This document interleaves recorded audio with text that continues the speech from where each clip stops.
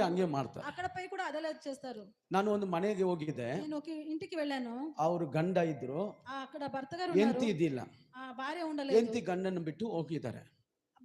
భార్య భర్తని ఇడిచి వెళ్ళేసింది. ಆಗ ಅವ್ರ ಅಲ್ಲಿನ ಕೇಳ್ದೆ, ಯಾಕೆ ಏನಾಯ್ತು ಅಂತ. అక్కడ వాళ్ళ ಅಲ್ಲೊನ್ನೇ ಅಡಿಗಾನೆ ಏನ್ జరిగింది అనేసి ಅವ್ರು ಹೇಳ್ತಾ ಇದ್ರೆ, ಯಾವಾಗ್ಲೂ ತಿಂಗಳಿಗೆ ಒಂದು ಮೂರ್ ದಿನ ಅವ್ರ ಅಮ್ಮ ಮನೆಗೆ ಹೋಗ್ಬಿಡ್ತಾಳೆ. నెలకి 3 సార్లు అమ్మ ఇంటికి వెళ్ళిపోతారు. ನಾನು ಹೋಗ್ತೀನಿ, ಏನ್ ಮಾಡ್ತೀಯಾ, నేను పోతాను ఏం చేస్తావు ಅಂತ ಫುಲ್ ಗಲಾಟೆ ಮಾಡ್ತಾ ಇದ್ರು. అలాగా ఫుల్ గలాట చేస్తారు. ನಾನು ಆ ಹುಡುಗಿ ಅವ್ರ ಅಮ್ಮ ಹತ್ರ ಮಾತಾಡ್ದೆ. నేను ఆ పిల్ల వాళ్ళ అమ్మ దగ్గర మాట్లాడాను. ಸೇಮ್ ಸ್ಟೋರಿ లాగే ఉంది. ಅವಾಗ ಅನ್ಕೊಂಡೆ, అప్పుడు అనుకున్నాను, ತಾಯಿ ಹಂಗಿದ್ರೆ తల్లి అలా ఉంటే ಮಗಳು ಹಂಗೆ ಇರ್ತಾರೆ, కూతురు కూడా ఇలా ಇದಕ್ಕೆ ಏನಾದ್ರೂ ಒಂದು ಮಾಡ್ಬೇಕು. దీనికి ఏదైనా ఒకటి చేయాలి. ಯೋಚನೆ ಮಾಡ್ರಿ, మీరు ಆಲೋచించండి. ತಿಂಗಳಿಗೆ 3 ಸರಿ ಅಮ್ಮ ಮನೆಗೆ ಹೋದ್ರೆ ಹೆಂಗ್ ಜೀವನ ಮಾಡೋದು?